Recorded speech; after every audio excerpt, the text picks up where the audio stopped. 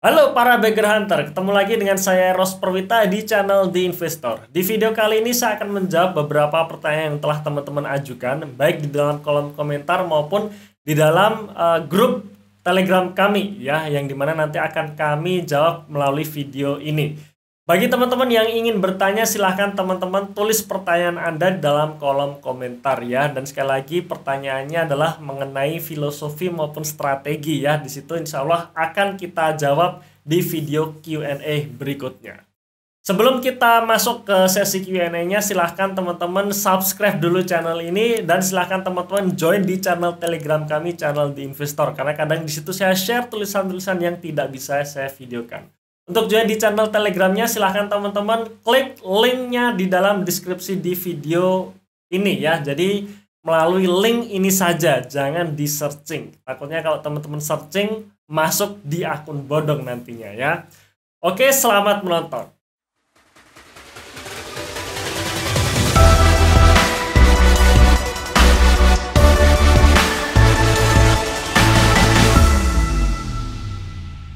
Oke, pertanyaan pertama ya mengenai dari catatan AJS ya, pemilik akun catatan AJS. Mas Eros mau tanya mengenai batas toleransi kerugian sebuah perusahaan. Misalnya kinerja kuartal 2 turun, apakah kita langsung exit atau tidak atau menunggu laporan Q3 dan Q4-nya. Dikhawatirkan perusahaan tersebut menuju sunset dan kita telat exit ya. Kalau misalkan hal tersebut wajar, jadi penurunan kinerja tersebut wajar, kira-kira batas toleransinya berapa kali? Oke, mengenai kinerja yang turun di suatu perusahaan memang adalah hal yang wajar, di mana perusahaan-perusahaan ya pastinya tidak akan selalu untung setiap triwulannya kan. Bahkan kadang-kadang setiap tahunnya ada tahun-tahun tertentu di mana perusahaan tersebut harus rugi bahkan ya. Jadi labanya menurun atau bahkan rugi, tapi di tahun berikutnya dia bisa naik lagi. Nah, seperti itu banyak ya dan terjadi. Sangat jarang ya, sangat-sangat jarang di mana kita menemukan perusahaan yang setiap tahun ini selalu tumbuh konsisten, bahkan setiap triwulan itu tumbuh konsisten, itu sangat jarang ya, hanya ada beberapa saham saja. Nah, berarti apakah penurunan kinerja di suatu waktu tertentu adalah hal yang wajar? Ya, itu adalah hal yang wajar ya. Bahkan penurunan di dalam 1 tahun pun itu adalah hal yang wajar. Terus berapa toleransinya? Kalau saya sendiri ya, saya membatasi sampai 3 triwulan berturut-turut ya. Artinya paling tidak selama 1 tahun. Kalau selama 1 tahun tersebut kinerjanya tidak berubah, masih di luar ekspektasi, ya saya akan lepas, saya akan jual saja ya. Di situ memang bisa jadi saya salah analisa karena ya namanya manusia, pasti kita pun pernah melakukan kesalahan ya. Salah analisa kita akui saja dan kita lakukan cut loss ya. Yaitu, atau memang yang kedua tidak sesuai proyeksi kita, dalam artian kita melihat manajemen optimis targetnya 20% kenaikan labanya misalkan. Ternyata fakta di lapangan justru labanya turun. Nah, itu juga bisa terjadi, alias yaitu manajemen tidak bisa memutuskan ya, atau tidak bisa melaksanakan apa yang dia targetkan sendiri ya. Nah, jadi di situ. Nah, mengenai ekspektasi ini ada hal yang harus kita pahami juga ya. Ketika kita misalkan melihat kinerja tahun ini naik, ekspektasinya di tahun ini berarti kinerjanya naik. Nah, di situ kita bisa mengharap harga sahamnya pun juga paling tidak bisa naik di tahun ini. Tapi kalau misalkan kita berekspektasi bahwa kinerja perusahaan tersebut turun di tahun ini, ya maka kita jangan mengharap bahwa harga saham tersebut akan naik di tahun ini ya. Jadi saya sendiri pun ada saham yang dimana memang saya memprediksi kinerjanya turun di tahun ini. Artinya ya saya siap-siap akan merasakan penurunan harga saham tersebut ya. Apalagi ketika terjadi sentimen negatif membuat orang-orang fear atau takut, harga sahamnya makin jatuh lagi. Nah, di situ saya siap ya. Dalam artian saya memang berekspek kinerjanya turun, dan saya tidak mengharap harga sahamnya akan naik di tahun ini ya. Jadi itu. Jadi mengenai ekspektasi kita juga harus tahu ekspektasi naik atau turun. Oke, selanjutnya pertanyaan kedua.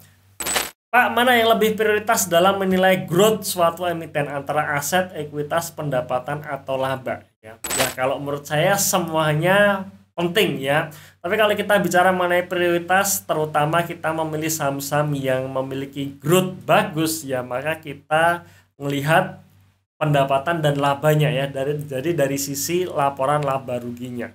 Apakah growth-nya tinggi pertama itu, dan growth-nya ini dari kinerja operasionalnya, alias ya memang perusahaannya ini bagus, produknya terserap oleh market dan penyerapannya pun selalu tumbuh. Nah, seperti itu ya. Jadi kadang ada saham-saham atau emiten-emiten yang dimana dia membagikan seluruh labanya menjadi ke dividen, artinya ya ekuitasnya tidak bisa naik. Tapi selama labanya atau pendapatnya tetap naik, tetap tumbuh, ya menurut saya nggak masalah. Pertanyaan berikutnya ya dari pemilik akun B7. Mas Eros, apakah menilai PER ya atau PI ratio bisa digunakan pada emiten siklikal yang labanya fluktuatif seperti saham coal? Karena jika saat ini emiten tersebut memiliki laba yang besar sehingga EPS-nya besar, PER akan terlihat kecil ya. Ini ada read more. Di sini ada kelanjutannya, yaitu PER akan kelihatan kecil ya. Jawabannya, saya juga melakukan hal seperti itu ya. Jadi saya akan mempertimbangkan atau melakukan analisa valuasi dengan menggunakan PI ratio jika labanya naik ya, alias growth-nya bagus, apalagi kalau growth-nya tinggi yang membuat ROE-nya tinggi. Ketika ROE-nya naik, maka sudah sewajarnya PBV-nya juga akan menjadi premium. Nah, maka di situ kita perlu melihat PI rasionya apakah masih wajar atau tidak ya. Tapi kalau kita hanya melihat PI rasio saja, itu sangat berbahaya ya, dalam artian contohnya seperti ini. Misalkan ketika laba perusahaan turun ya, harga sahamnya tetap, maka itu membuat PI rasionya membesar ya, membesar. Kadang-kadang kalau kita melihat perusahaan yang labanya turun, kemudian ROE-nya turun, dan harga sahamnya juga turun, biasanya PI rasionya pun bisa membesar ya, dalam artian penurunan kinerjanya lebih dalam daripada penurunan harga sahamnya. Artinya PI rasionya membesar. Padahal kalau kita cermati bisa jadi PBV-nya justru kecil. Kenapa? Karena harganya turun gitu kan. Nah, di sini harus hati-hati ya, makanya kita perlu ngecek lagi. Kita perlu ngecek lagi apakah perusahaannya bagus, apakah penurunan kinerjanya ini sementara yang dalam artian tahun depan atau tahun-tahun berikutnya kinerjanya makin naik. Nah, kalau seperti itu, walaupun PI rasionya mahal tapi karena PBV-nya kecil, kita tetap bisa beli ya. Nah, jadi hati-hati dalam kita menggunakan PI rasio ya. PI rasio sekali lagi kalau buat saya bisa kita pakai selama growth-nya bagus ya, growth kinerjanya bagus ya. Tapi kalau kinerja sedang turun, saya nggak ngelihat PI rasio ya, saya ngelihatnya PBV. Pertanyaan berikutnya, Warren Buffett tidak menggunakan strategi diversifikasi yang banyak, maksimal 4-5 saham saja ya. Bang Eros punya 12-14 saham, apa tidak terlalu banyak Bang? Oke, saya sendiri sekarang saat video ini diambil, saya menghold 11 saham ya, 11 saham. Dan pertanyaan mengenai berapa saham yang ideal buat kita pegang, sebenarnya tidak ada acuan sebenarnya, sepanjang kita bisa memantau saja kinerja dari saham-saham tersebut. Ya menurut saya nggak masalah ya, kita pantau kinerjanya, kita pantau story-nya, ya menurut saya nggak masalah ya. Dan menurut saya Warren Buffett sendiri sekarang tidak menghold hanya 5 saham saja ya, kalau nggak salah lebih dari 40 saham, itu yang publik, belum yang private ya. Kalau kita bicara atau kita membaca bukunya Peter Lynch ya, di situ beliau juga pegang saham bahkan lebih dari 1000 saham gitu ya. Jadi menurut saya nggak masalah ya, sepanjang kita memang mampu untuk memantau semua kinerja dari saham-saham yang kita punya ya. Dan yang terakhir dan yang terpenting sebenarnya adalah goal yield-nya dalam tahunannya. Apakah dalam 1 tahun ini yield dari kinerja portofolio kita tetap bagus, tetap memuaskan atau tidak. Ya, nah itu kunci utamanya ya, mengenai goal dari yield investasi jangka panjang kita. Pertanyaan selanjutnya ya, apakah pertumbuhan dividen payout ratio merupakan indikasi perusahaan yang baik? Kalau menurut saya tidak ya, tidak. Indikasi perusahaan yang baik ya dalam hal ini adalah kinerja ya. Maka ya yang kita lihat kinerjanya ya, baik dari revenue maupun laba bersih. Nah, itu yang kita cari. Ya, revenue laba bersihnya naik, nah itu adalah perusahaan yang dengan indikasi yang baik. Kalau kinerjanya turun berarti nggak baik dong. Belum tentu juga gitu ya. Kita harus cek lagi apakah penurunannya hanya sifatnya sementara atau permanen. Ya, kalau sementara ya tetap bagus karena ketika terjadi penurunan kinerja biasanya akan diikuti dengan harga sahamnya nih. Nah, harga sahamnya turun membuat valuasinya murah, ya kita bisa masuk dengan berekspektasi bahwa ke depan kinerjanya akan naik lagi. Kemudian pertanyaan selanjutnya, Pak Eros, jika merujuk video webinar lalu bahwa konsep value investing adalah untuk jangka panjang, bagaimana pendapat Bapak menyikapi perkembangan LK dari emiten-emiten yang Q2 ini mengalami pelemahan penjualan atau penurunan laba? Ya. Singkatnya, apakah investor harus merespon dengan menjual saham-saham dari emiten tersebut jika perkembangan tidak sesuai ekspektasi terjadi pada satu kali LK? Ya. Oke ya, jadi mengenai penurunan kinerja ini tidak sesuai ekspektasi, menurut saya iya gitu. Alias ekspektasi kita seperti apa? Kalau memang kita berekspektasi bahwa kinerjanya akan turun, ya berarti kalau saat itu kinerjanya turun, ya berarti masih sesuai ekspektasi ya. Jadi nggak apa-apa di hold saja itu. Karena saya sendiri juga saat ini saya beli saham yang kinerjanya sedang turun gitu. Karena ketika kinerja turun, harga sahamnya akan turun, dan kadang ketika terjadi fear di market, penjualannya makin masif, membuat penurunan harga sahamnya itu kebablasan gitu ya.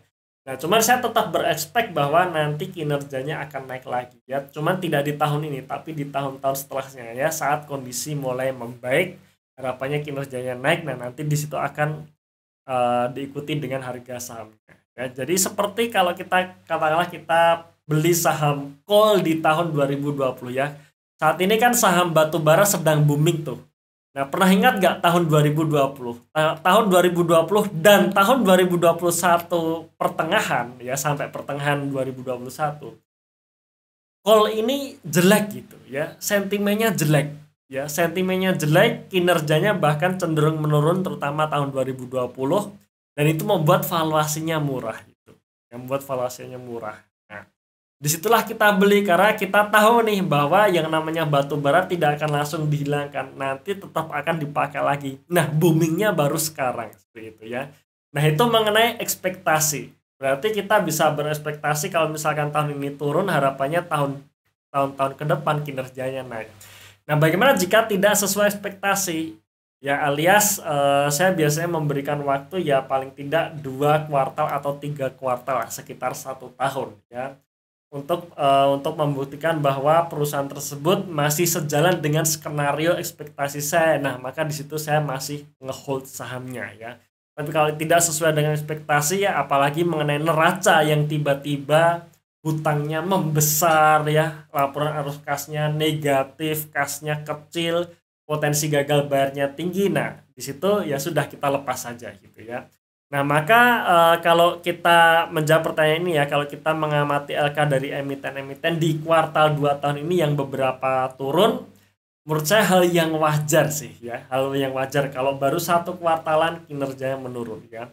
Nggak wajarnya ya kalau sudah setahun lebih nggak ada informasi dari manajemen kenapa kinerjanya turun dan apa langkah yang akan dilakukan selanjutnya. Nah, di situ baru kita lepas ya. Itu kalau saya, sekali lagi itu kalau saya. Nah, balik lagi ke teman-teman, apakah dengan penurunan kinerja di 1 kuartalan saja itu artinya membuat perusahaan tidak sesuai dengan ekspektasi kita? Ya, balik lagi ke masing-masing. Intinya kalau sudah membuat kita tidak nyaman untuk menghold saham tersebut, ya nggak ada salahnya kita ganti dengan saham yang kita nyaman untuk menghold saham. Oke, itu beberapa pertanyaan yang saya jawab melalui video kali ini ya. Teman-teman silahkan tuliskan pertanyaan Anda dalam kolom komentar yang nanti insya Allah akan kita jawab di video Q&A berikutnya. Terima kasih sudah menonton video ini sampai akhir. Tunggu video kami selanjutnya dan salam Passive Income.